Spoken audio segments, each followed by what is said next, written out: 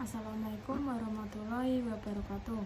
Saya Navia Putri Ramadhani dengan NIM C131220142. Jadi saya di sini akan membahas teknik sipil itu adalah jurusan apa. Jadi teknik sipil itu adalah ilmu yang mempelajari tentang bagaimana kita membangun, merancang, berinovasi, tidak hanya gedung dan infrastruktur, tapi juga lingkungan dan kemaslahatan hidup manusia. Jadi teknik sipil itu adalah singkatnya kayak ilmu yang mempelajari tentang bagaimana cara kita merancang, merencanakan, membangun, merenovasi suatu bangunan, konstruksi atau infrastruktur. Kalau misalnya kalian lihat gedung, rumah, jalan raya, jalan tol, bendungan, bandara, rel kereta api, rumah, sistem irigasi, dan jembatan. Itu adalah tugasnya seorang teknik sipil. Jadi bisa dibilang juga kalau teknik sipil itu adalah ilmu yang menurut saya penting di dunia ini. Karena tanpa adanya ilmu teknik sipil, kita gak bisa lihat yang namanya gedung, jembatan, dan rumah sekalipun. Ini yang lagi kita tinggalin, gak ada orang teknik sipil, gak akan ada bangunan-bangunan semegah itu dan sebagus itu.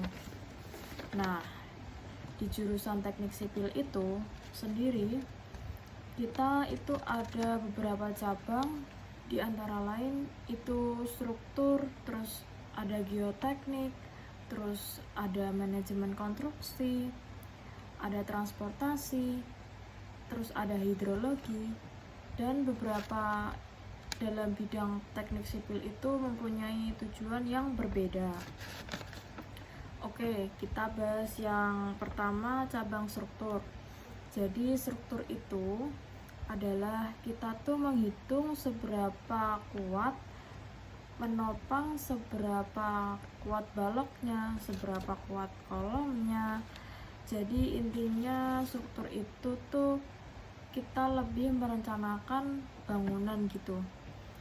Apakah bisa menopang beban segitu besar, ada beban mati, beban hidup, beban angin, beban gempa, terus lalu geoteknik. Biasanya juga disebut ilmu ukur tanah, cara merencanakan pondasi, lalu kita mencari lapisan yang kuat, yang mau dibangun gedung dengan kedalaman berapa meter. Terus juga ada tentang konsolidasi tanah. Itu kayak ibaratnya kita akan mengetahui seberapa besar penurunan tanah yang akan terjadi. Nanti juga ada dinding penahan tanah. Nah, lalu selanjutnya ada ilmu manajemen konstruksi. Jadi ini tuh ilmu membahas tentang beberapa hal yang bersangkutan dengan perekonomian. Jadi misalnya kayak pengembalian modal, perizinan, terus penjadwalan pekerjaan, lalu beberapa pekerja yang akan dibutuhkan, terus alatnya apa aja, terus yang dibutuhkan materialnya apa aja, yang dibutuhkan untuk merencanakan suatu proyek, terus akan selesai dalam jangka berapa tahun atau berapa lama. Jadi itu adalah tugas dari manajemen konstruksi. Terus selanjutnya ada ilmu transportasi. Jadi kita tuh di transportasi belajar mengenai transportasi dalam pelaksanaan dan perencanaan.